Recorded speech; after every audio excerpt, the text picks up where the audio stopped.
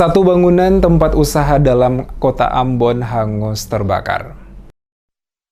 Salah satu bangunan yang dijadikan sebagai tempat usaha di Jalan Rijali, Kota Ambon dilahap si jago merah dan hanya meninggalkan puing-puing bangunan yang telah hangus terbakar pada Senin 9 Oktober 2023. Yanes Leinusa, Kabid Operasi Penanggulangan Kebakaran dan Penyelamatan Damkar Kota Ambon, saat memberikan keterangan menjelaskan, sesuai laporan yang diterima sekitar pukul 7:23 waktu Indonesia Timur, terjadi kebakaran pada lokasi RT 002 RW 004 Jalan Rijali, Kecamatan Sirimau, Kota Ambon. Kebakaran menghanguskan bangunan yang dijadikan tempat usaha oleh pemiliknya dan pihak damkar yang datang ke lokasi melakukan pemadaman membutuhkan waktu kurang lebih 1 jam hingga api dapat dipadamkan. Sesuai keterangan yang dihimpun sementara dari lokasi kebakaran, kejadian atau penyebab kebakaran dikarenakan terjadi korsleting listrik arus pendek dan dalam insiden kebakaran tersebut tidak ada korban jiwa, namun kerugian harta benda ditaksir puluhan juta rupiah.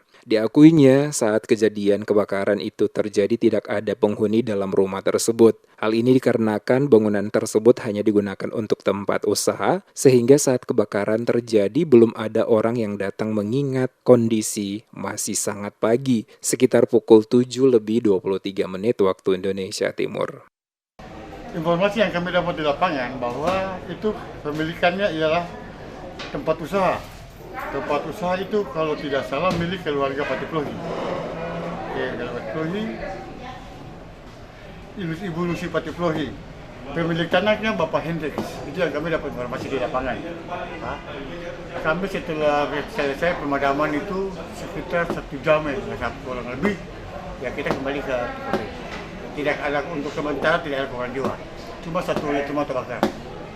Disinggung soal jumlah kendaraan kebakaran yang dikerahkan memadamkan api, kata Leinusa, pihaknya mengerahkan 4 unit mobil pemadam kebakaran dalam membantu memadamkan kobaran api di lokasi kebakaran.